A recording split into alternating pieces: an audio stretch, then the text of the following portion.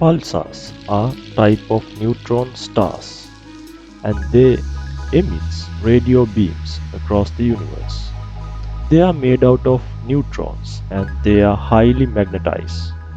The size of a pulsar could be about 1 km to 30 km of radius, but the weight is many times larger than our Sun.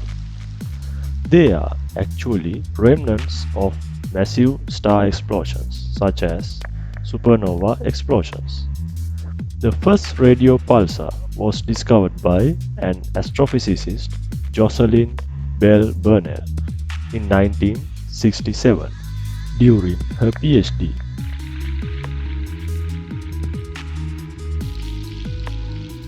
As I said before, they are highly magnetized objects in the space, and at the magnetic poles of neutron stars, the radiation emission happens throughout the universe.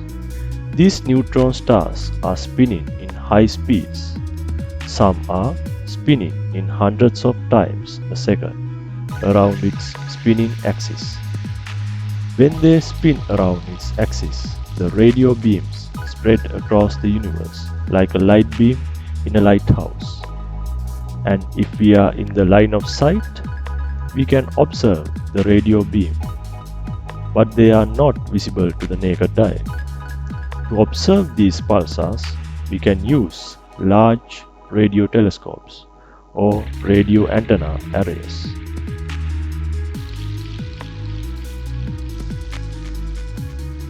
They are very fainter radio signals, and some of them are fainter than thermal noise. There are different types of pulsars.